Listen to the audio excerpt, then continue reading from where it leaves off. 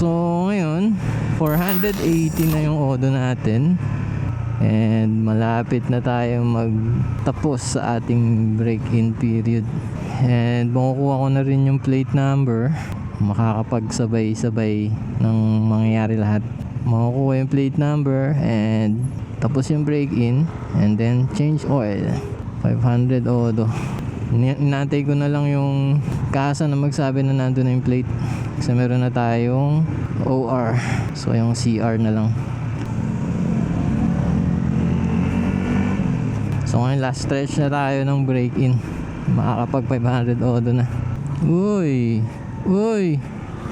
Ba't ganyan?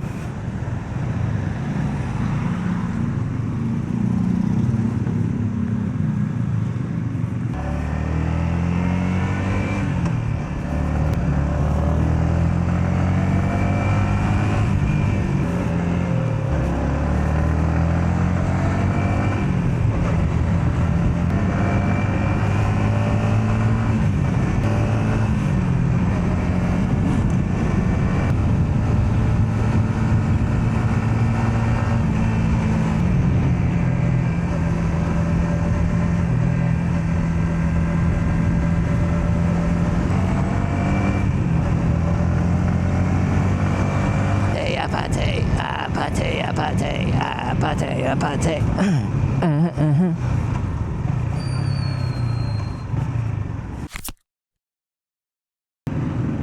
Don't you leave me like I love you, baby. Don't you leave me like I need you now.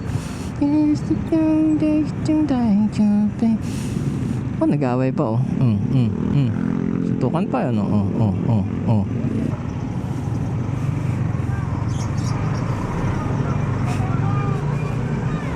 Tatapang.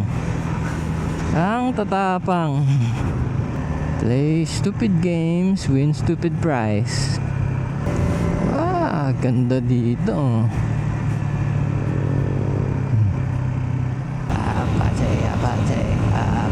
Apate. Woo, sarap. Woo. Oh yeah. Lamig. Wow, sarap. Lamig bukid. Lakas ng wind. Magalan natin, baka mabingi tayo. Magalan lang natin, nagatula pa tayong earplugs. Ano nitong XSR eh. Parang stable na stable. Kahit yugyugin ko no? Stable eh. Yan, nabibingi na naman ako. Wag muna.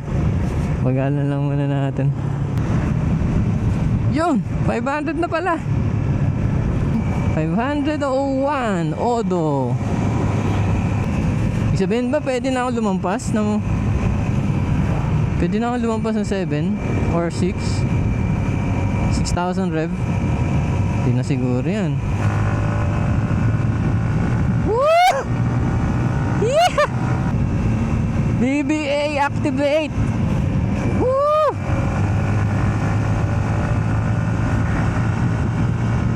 BBA activate! Okay.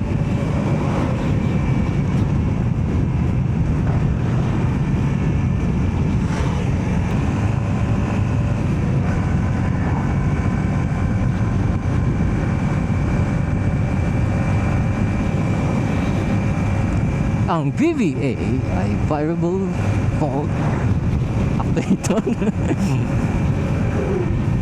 Variable valve activator. Kahit nasa top rev ka na hindi naman normal sa mga motor na merong katulad nito na nasa babang rev yung power niya. So kapag nag-VVA parang nag-a-adjust yung makina na as if na pang high revving yung motor. Kaya nagkakaroon pa uli ng dagdag ng speed kahit nasa taas na, kahit na yun na yung dulo niya na parang nagkakaroon pa konting piga, parang ganun.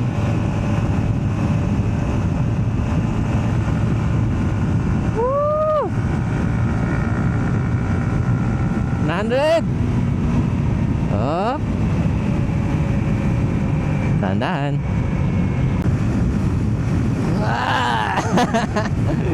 Woo! Lakas ng hangin! Woo! Ah! Exercise core muscles! Man! Lakas ng hangin!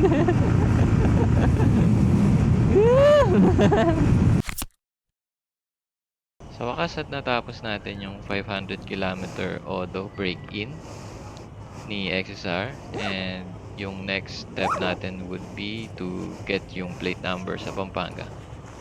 Isang magiging magandang adventure to dahil first time ko palang pupunta ng Pampanga ng nakamotor.